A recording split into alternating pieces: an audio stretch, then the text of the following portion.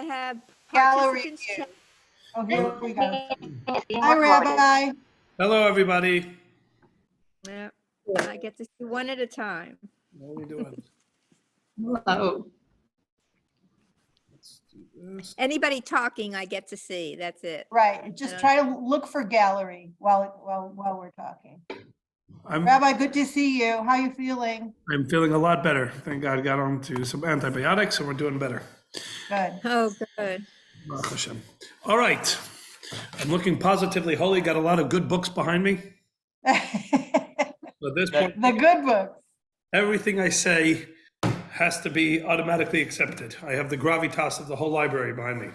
Got it. I'll have to examine them each, one at a time, All right, to here we make go. sure there's nothing, We'll start with book number 1. okay? Next. Minchas Chinuch. Shall we keep on going, or we're... That's okay. Oh, no, I didn't mean to do it now. I don't want to take everybody else's time. Okay.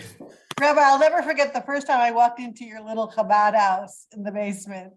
I saw all these books and they said Tanya on them. And I said, Rabbi, what's Tanya? And you went, To the person who is having trouble getting the view, you should have a little thing up in the upper right-hand corner that says view. Yeah, it doesn't. It says full screen. That's all it says. Okay, well, are you in full screen? Well, I have the rabbi on full screen. No, Anybody right under the full screen is a little but should be the word that you kind of have to move the mouse around. Sometimes it disappears, but then right under the button of the full screen, right under the X that usually closes the window, it should say view. If Well, you now- move your mouse around. whatever. That's okay, Diane. You don't have to see us. You only have to see the rabbi. That's right. All right. That's right. That's right. As long as you're seeing me, life is good. Okay. Here we go. Okay. So I was thinking that this Shabbos is called Shabbat HaGadol. Right. Shabbat HaGadol is called so for numerous reasons, and I thought that would be, in a sense, the focus of what we would talk about. Great. So Shabbat HaGadol means the great Shabbos, the big Shabbos, the great Shabbos. Why is it called the big or the great Shabbos? It's for numerous reasons. Reason number 1 is because this is the Shabbos before Pesach. And there are twice a year where kind of Jewish law has some specific demands on a rabbi's oratory skill. That is the Shabbos between Rosh Hashanah and Yom Kippur, known as Shabbat Shuvah or Shabbat Teshuvah, and this Shabbos. And you know what Jewish law says about this Shabbos? That it's got to be Shabbat HaGadol. The rabbi needs to give a big speech. Believe it or not, that is codified in Jewish law. So ladies and gentlemen, you all know that Chabadniks like to really go as stringent and as extra and all. So it's going to be a long speech. No, just kidding. Why? Why a long speech? Why a big speech? Does it really literally have to be long or just good? No. It says it. I would think it would have to be good. Well, and you give one, so it has to be good. But good has to be all the time. Well said. That's true. No, the That's reason true. for this is because it is incumbent on the rabbi to remind the community and bring them up to speed on all the laws associated with this holiday. Pesach is a very complicated holiday with all the laws about chametz and how to do the seder, et cetera, et cetera. And so the rabbi is meant to give a lengthy oration, bringing everybody up to speed with what they need to know regarding the holiday. Now, obviously, it's not just a matter of pure legalistic do's and don'ts, but also inspirational points. To bring, basically, it is incumbent on the rabbi of any community or the community leaders, period, to make sure their community is ready for the holiday. And therefore, one of the reasons it is called Shabbat HaGadol is a reference, believe it or not, to the speech that the rabbi is meant to give, or the shiur, or whatever you want to call it. So, ladies and gentlemen, you have no right to complain this week. Period. You can Done. fall Well, asleep. there's always somebody that has to complain. It would be Right. Jewish if it I was. made a business out of it. I'm a kvetchologist. Just know that if you complain this week, you're out of line. Okay. Halacha says that the speech has got to be long. But the more obviously the more important reason that it's called Shabbat HaGadol is because this is the Shabbos before the moment of Exodus. Now it's interesting. Most other holidays we celebrate on the day of the month that an event occurred, right? The 15th of the month, the 12th of the month, the 6th of the month, whatever it is, regardless what day of the week it falls out.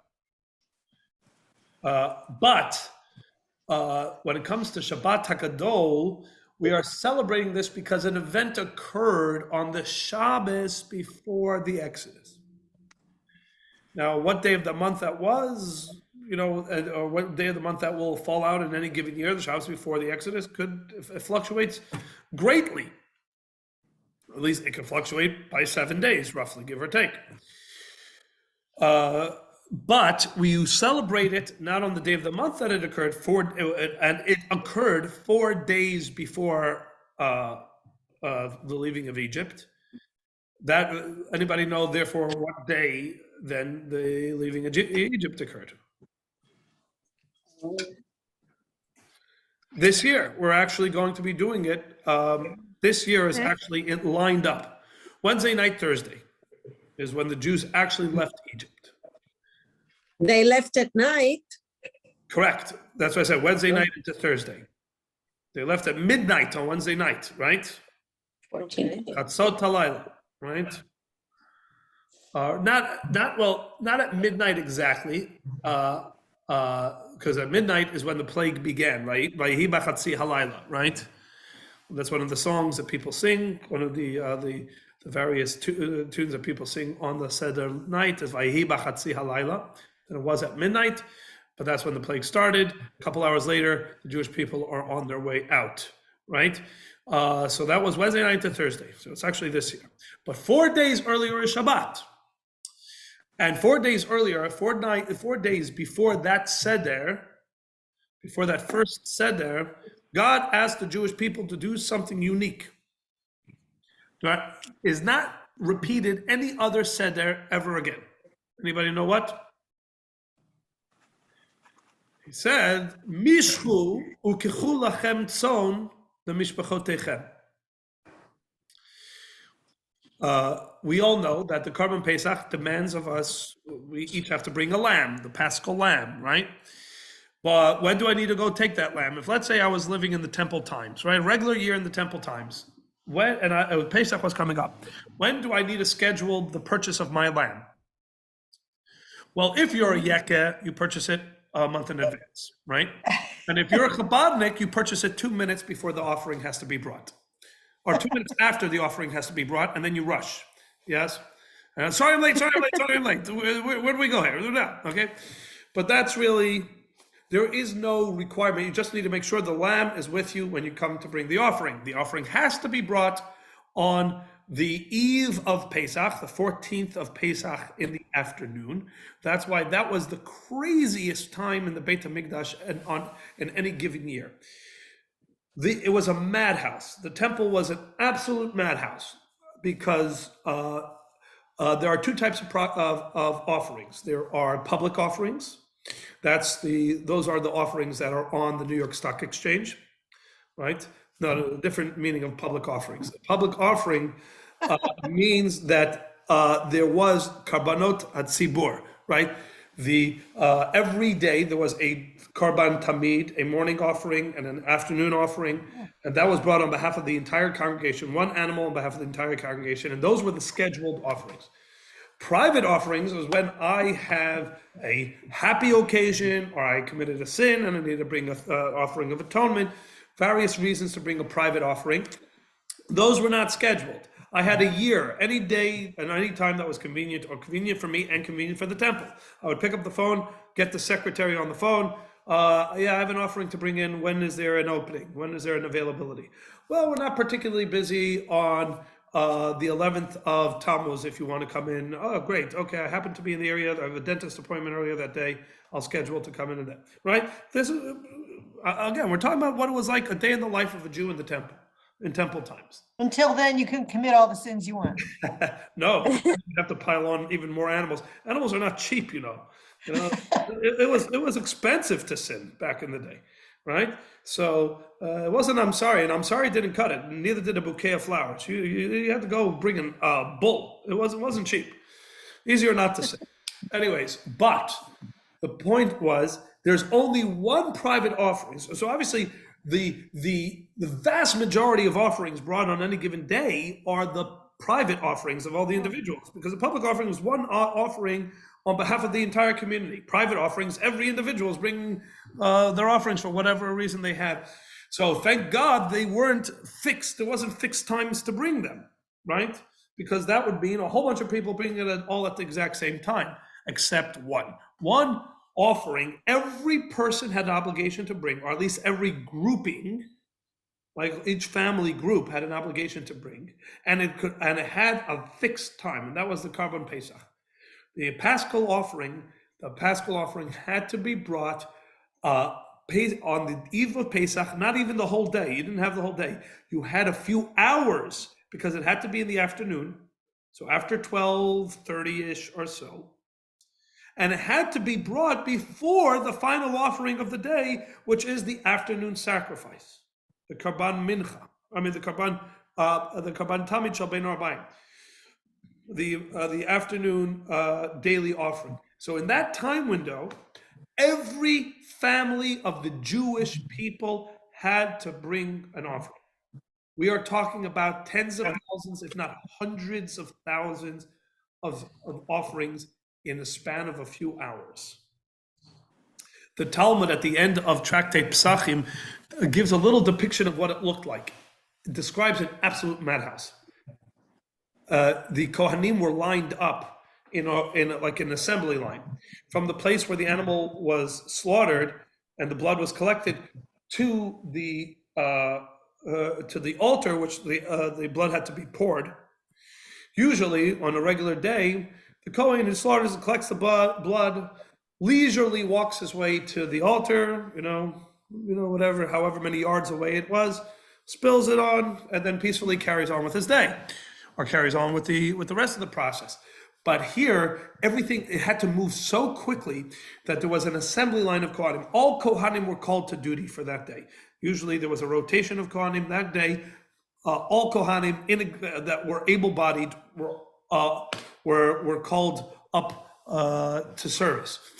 And it says they were passing, and they had done this, they had become so trained in this, and they were passing the cup from hand to hand so adroitly and so quickly that the golden vessel, which was like a streak of golden lightning going back and forth from hand to hand, from where the shechita was happening to the altar and back.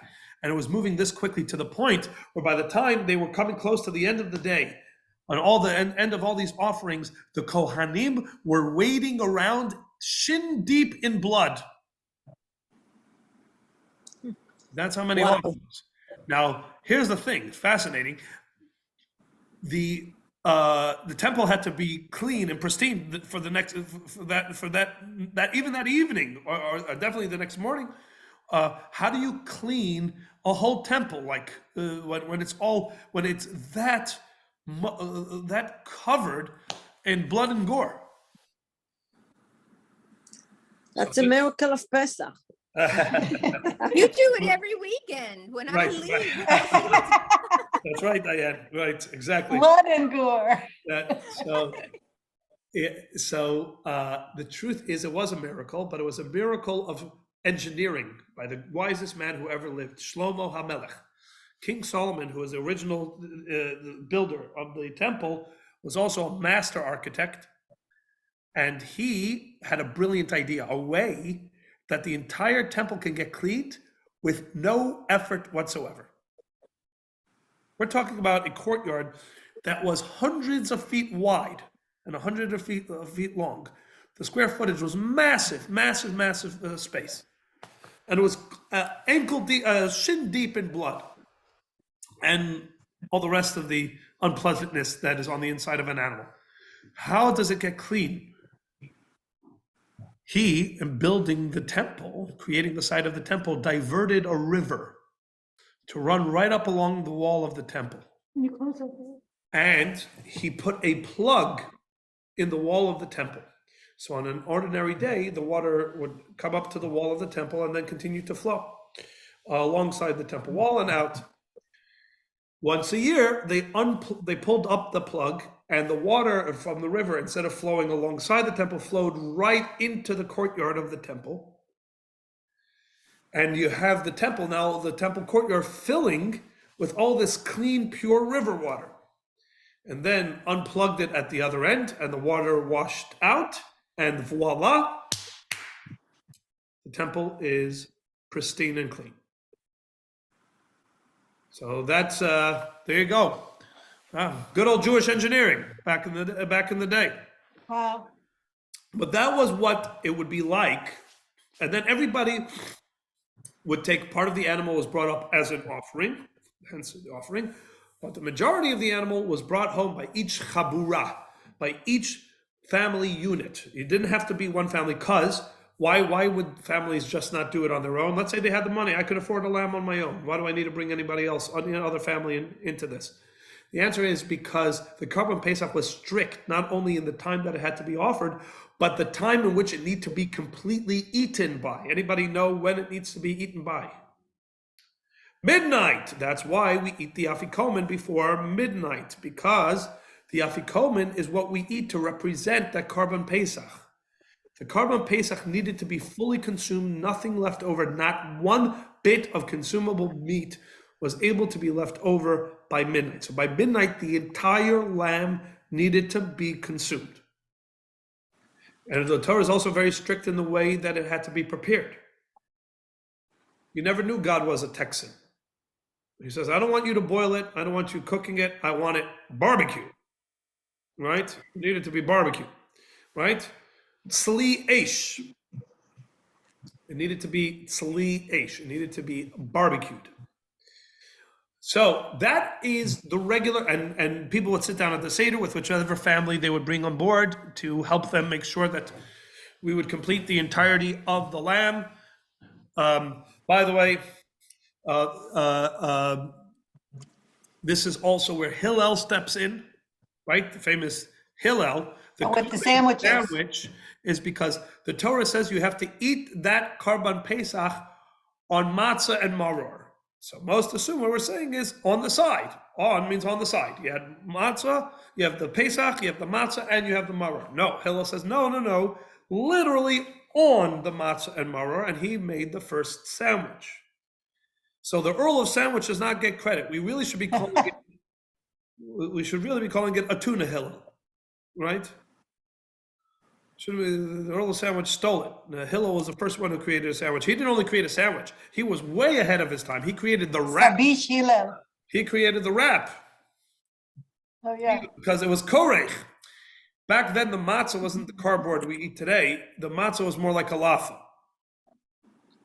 So think about, so Hillel took a big slab of roasted lamb, right, on a bed of lettuce, maror, right, with a little bit of spicy, wrapped it up in a laffa, and that was his Korban Pesach. That was his Seder. Sounds pretty good, right?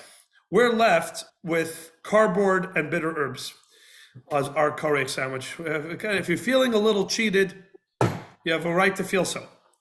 We need Mashiach, right? We need Mashiach. We can get back to having the korech the way it was meant to be. But all things considered, the point is this was the Seder.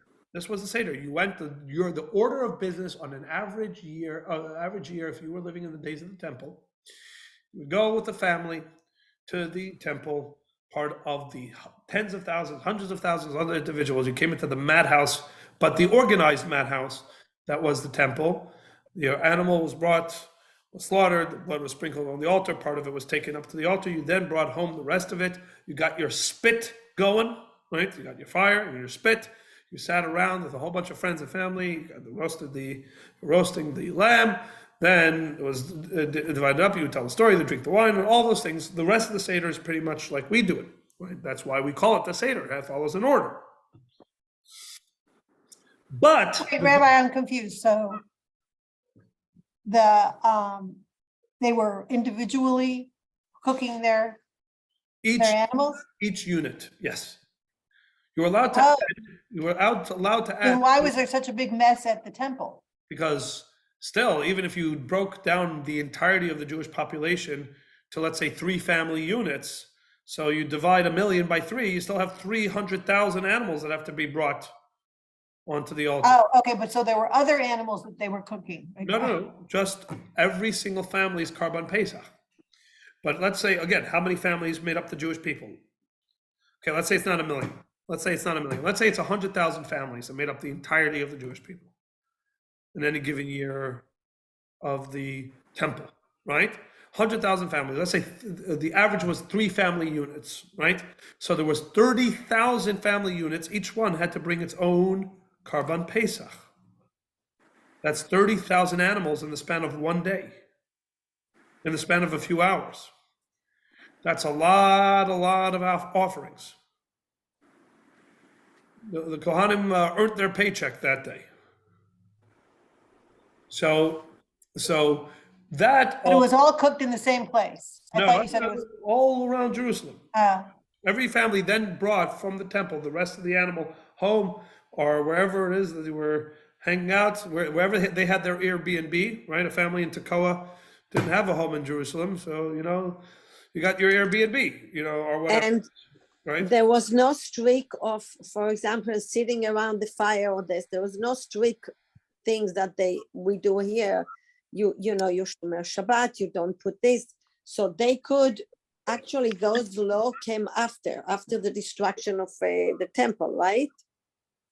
No, they have the same halachot that we have. You're allowed to light a fire. You're not allowed to extinguish a fire. A fire is allowed to go out on its own, but they would light the fire, like we light the Shabbat candles or the Chag candles.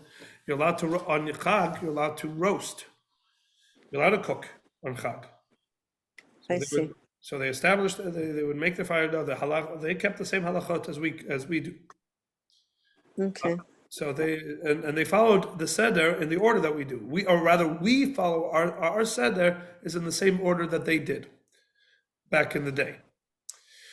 But there was one seder that was very different, and that was the original seder. The original seder in Egypt, the only seder that occurred in Egypt.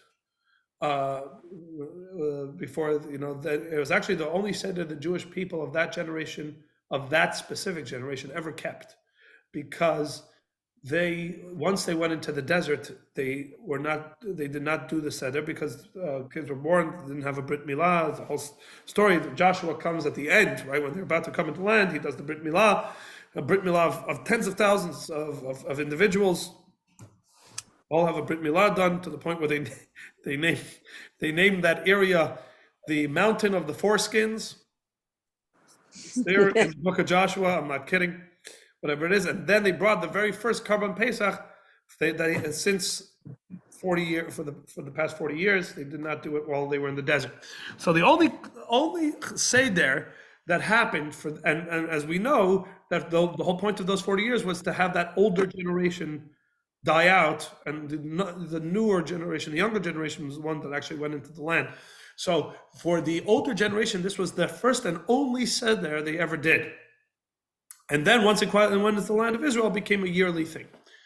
But that first Seder was a unique Seder in the fact that God asked of them something that was subsequently never part of the Seder. And what is that? As I said, I started by asking, when do you take the lamb?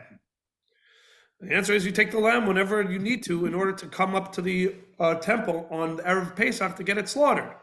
But on the first Pesach, they had a specific protocol and schedule. They couldn't just take it whenever they wanted. God told them 4 days early, take a lamb home with you. Not only take it home with you and put it out in the yard while you're waiting for Pesach to come, take the lamb home and tie it to your bedpost. So this lamb was living with you in the house for 4 days until Pesach. Now, the Talmud then gives us an understanding as to why this precipitated a great event or a great moment that gives this Shabbat its name, Shabbat HaGadol. Why? What occurred? What occurred was that the Jewish people, when they were taking the lamb, were doing an incredible act of defiance to the Egyptians. An incredible act of defiance. What do you mean? Because About what the we already claim. know, when Yosef told his brothers, when his brothers had came down to Egypt, right, to now live with him, live under his protection. He says, you're going to go before Pharaoh, and Pharaoh's going to ask you, Mama Seichem, what do you do for a living? What should you answer? He told them, answer that we are shepherds, right? We are sheep wranglers. Why? Because that is considered an abomination to the Egyptians because they worship sheep as deities. The Egyptians of that era served sheep as gods. Go figure, right? Well, if we can say holy cow, they can say holy sheep, right? Right. Les is saying it's a bad idea, but either way, the point being that the Egyptians, to them, sheep were a deity, were not to be messed with, not to be trifled with, not to be herded around, definitely not to be slaughtered. So here you have God asking the Jewish people, I want you to take a sheep and slaughter it to me. And the Jewish people are like, really, God? It had to be a sheep? Okay. So when do you need it slaughtered? The 14th of Nisan by night. Okay. So like 2 minutes before, we're gonna like quickly grab a sheep, slaughter it, as quietly as possible, and then kind of try to make no tumult whatsoever, draw no attention to ourselves as we are slaughtering the deities of our generational overlords. Not only had they spent their whole lives serving the Egyptians, not only had their parents spent their whole lives serving Egyptians, their grandparents, for it has been built into the psyche of this people that these are their overlords. 3 generations, can you imagine? 210 years of straight slavery. To this very day, right, the African-American population in the United States feel the echoes of slavery, right? That's part of the dialogue that is happening right now. How long were they slaves, and how long ago was it? It's hard for us to appreciate how acute the Jewish people at that point were in their psychological status vis-a-vis the Egyptians. They are going to take the deities of their overlords and they're going to slaughter it. And God says, no, you're not going to do this quietly in the dead of night, quickly before anybody can see. 4 days in advance, you're going to be taking these sheep in daylight. And you're not going to just put it in your pen where you can maybe tell somebody, yeah, just we're keeping it in the pen. It's up, No, you're bringing it into your house. And when the Egyptians ask you what you're going to do, you know what you're going to tell them? You're going to tell them, yeah, we're taking your God and we're slaughtering it to our God, because our God is about to free us and you're going to have a downfall and we're going to go and celebrate. How do the Jewish people respond to this? They're like, God, can we appeal that decision? Say something like, just can I get a word in here? Like, no, exactly as Jerry said. They said, God, absolutely. And they proudly and loudly, because I want to tell you something, when you're taking a sheep indoors, you can't hide it, right? That's a I envy them. I envy them because I am so far from the moment of Naaseh Venishma. And I guess because my maybe intellect take over and I'm really envy them. That's all I can say. 100%. This was an incredible moment. This was a grand moment. This was a great moment. This was Shabbat HaGadol. This, to a certain degree, was the litmus test. Are the people ready? Are the people ready to leave Egypt, not just physically, but mentally? Can they do this? And the people rose to the moment, and they did it. They did this. And then, what was the Egyptians' reaction, right? This didn't happen in a vacuum. So all the Jewish people are lugging sheep indoors, and the Egyptian goes, hey, question, what the heck are you doing, right? So to which the Jew says, we're taking these sheep inside because we're going to slaughter them in a couple days to our God. And that will be the day that our God will take us out with a mighty hand and an outstretched arm, and Egypt will have its downfall. Because God is going to bring the 10th and final plague and the wiping out of the firstborn. So how do the Egyptians respond to this? Is there a It massacre? certainly didn't say Naaseh Venishma. Is there a massacre in Goshen? What happens here? What happens here is fascinating. The response of the Egyptians, who had gone through 9 plagues right now, was to turn on Pharaoh, not on the Jews. At this point, they are so cowed. See how I did that one? They are so, at this point, been humbled by the Jewish God, that when God says, that when the Jewish people say that we're going to slaughter your God to our God, and our God is going to take out your firstborn, all the firstborn of Egypt revolt against Pharaoh. And in the 10 days from this moment till the actual moment of the Seder, of that midnight, the palace of Pharaoh is under siege by the firstborns of every family. Because they believe it. They believe what the Jews are telling them.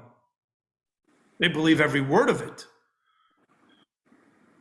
And they are obviously scared for their lives, as we obviously in hindsight have had every right to be.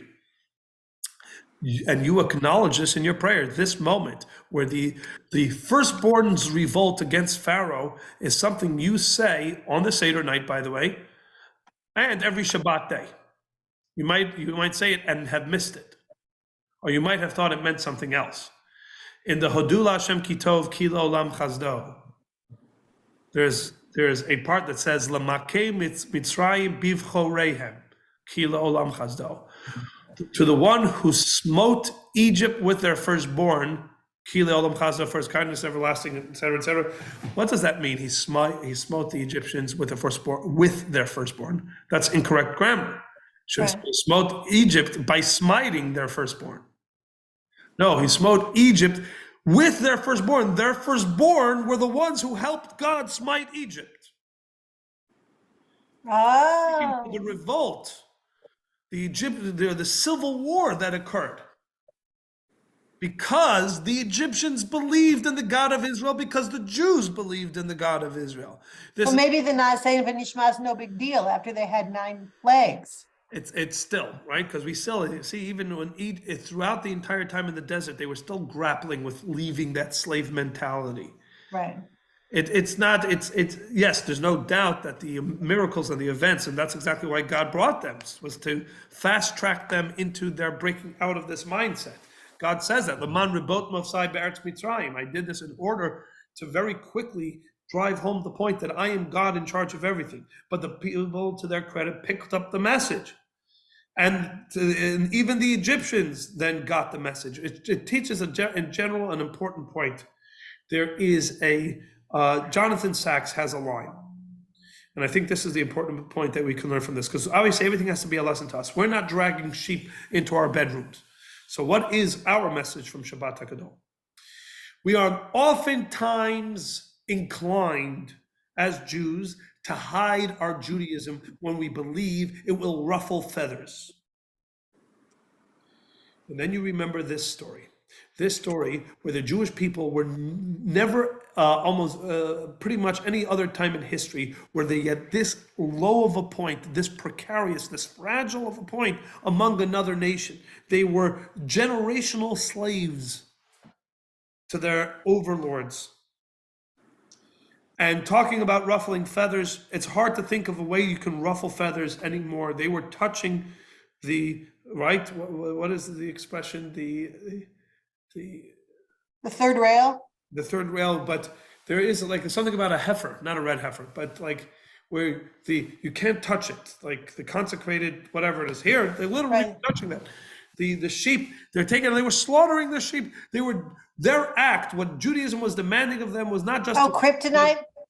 No, whatever it is, the sacred cow or whatever. Okay, right, sacred cow. They were touching the sacred cow, but the point is, Jewish people were being told by God to engage in an act that would seriously ruffle the feathers of their overlords. And the Jewish people had a choice to either say, I'm trying to be peaceful, I'm trying to coexist, or to stand proud and say, God, if that's what you're asking me as a Yid, done.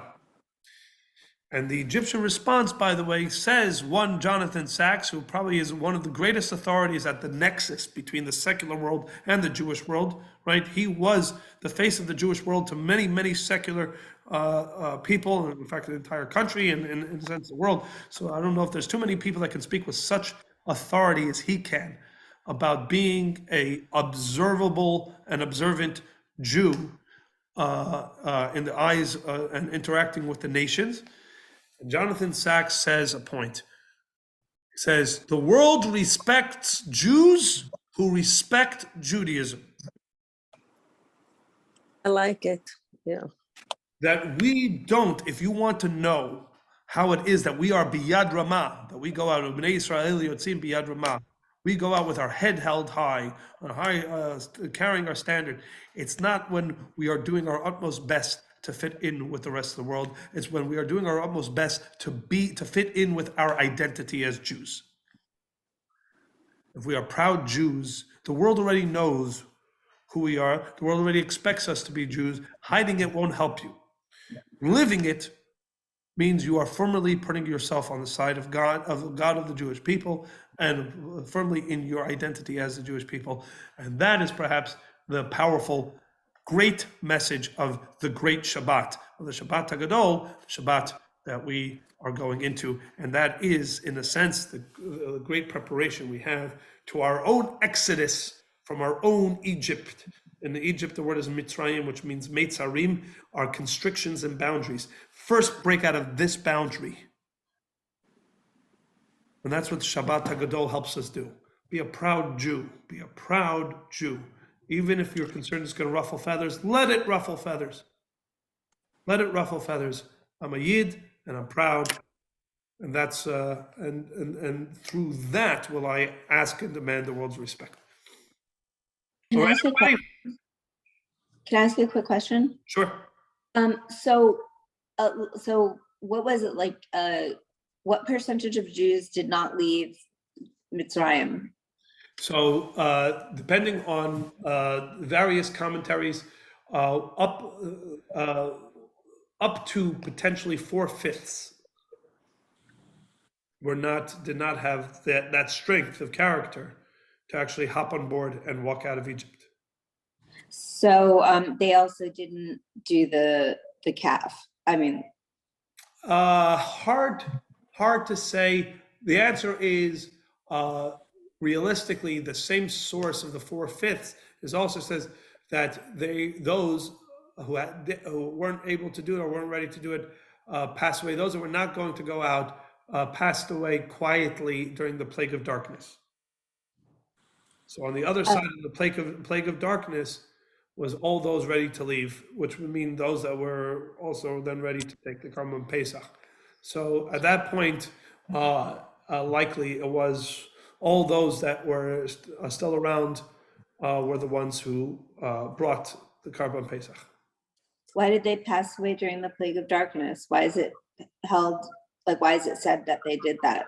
So that God even as these people were not ready to follow God, God gave them a noble and honorable death. They did not pass away ignominiously in front of everybody, but rather while Egypt was dealing with their own tsaris or whatever it is, they passed away. So it wasn't front page news of the Egyptian Times that, hey, we're suffering, but look, they're suffering also.